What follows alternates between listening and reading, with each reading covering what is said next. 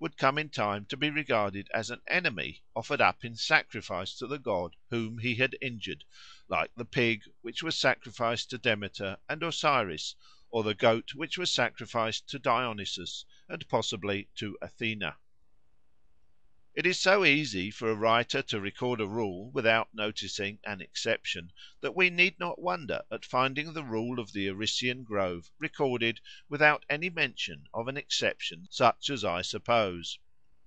If we had only had the statements of Athenaeus and Pliny, we should have known only the rule which forbade the sacrifice of goats to Athena and excluded them from the Acropolis, without being aware of the important exception which the fortunate preservation of Varro's work has revealed to us.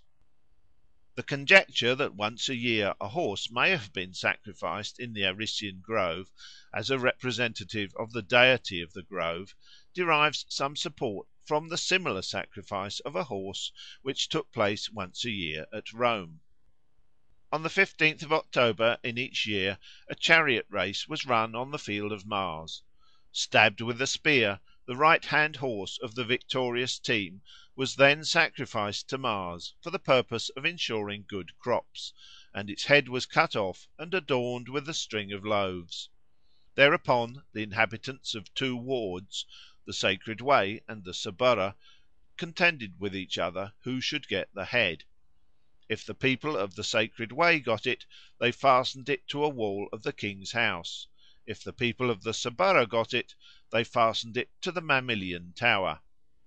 The horse's tail was cut off and carried to the king's house with such speed that the blood dripped on the hearth of the house.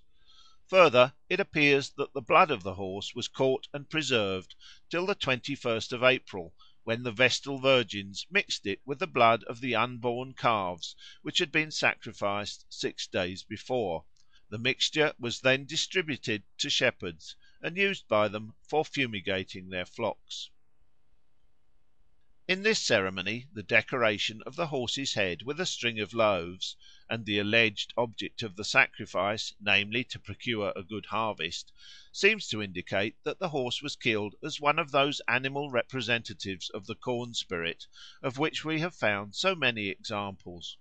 The custom of cutting off the horse's tail is like the African custom of cutting off the tails of the oxen and sacrificing them to obtain a good crop. In both the Roman and the African custom the animal apparently stands for the corn spirit, and its fructifying power is supposed to reside especially in its tail. The latter idea occurs, as we have seen, in European folk lore. Again, the practice of fumigating the cattle in spring with the blood of the horse may be compared with the practice of giving the old wife, the maiden, or the clyack sheaf as fodder to the horses in spring, or the cattle at Christmas, and giving the Yule boar to the ploughing oxen or horses to eat in spring. All these usages aim at ensuring the blessing of the corn spirit on the homestead and its inmates, and storing it up for another year. The Roman sacrifice of the October horse, as it was called, carries us back to the early days when the Subura, afterwards a low and squalid quarter of the great metropolis, was still a separate village, whose inhabitants engaged in a friendly contest on the harvest field with their neighbours of Rome, then a little rural town. The field of Mars on which the ceremony took place lay beside the Tiber, and formed part of the king's domain down to the abolition of the monarchy. For tradition ran that at the time when the last of the kings was driven from Rome, the corn stood ripe for the sickle on the crown lands beside the river, but no one would eat the accursed grain, and it was flung into the river in such heaps that, the water being low with the summer heat, it formed the nucleus of an island. The horse sacrifice was thus an old autumn custom, observed upon the king's cornfields at the end of the harvest. The tail and blood of the horse, as the chief parts of the corn spirit's representative, were taken to the king's house and kept there, just as in Germany the harvest cock is nailed on the gable or over the door of the farmhouse, and as the last sheaf, in the form of the Maiden, is carried home and kept over the fireplace in the Highlands of Scotland.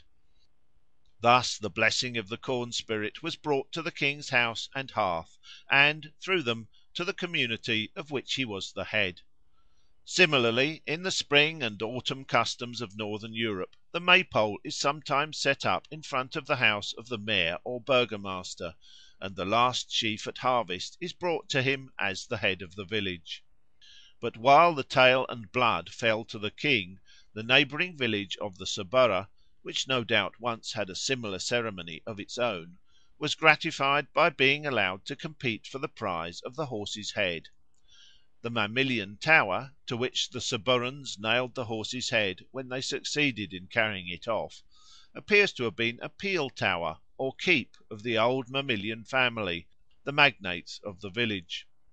The ceremony thus performed on the king's fields and at his house on behalf of the whole town and of the neighbouring village presupposes a time when each township performed a similar ceremony on its own fields. In the rural districts of Latium the villages may have continued to observe the custom, each on its own land, long after the Roman hamlets had merged their separate harvest homes in the common celebration on the king's lands.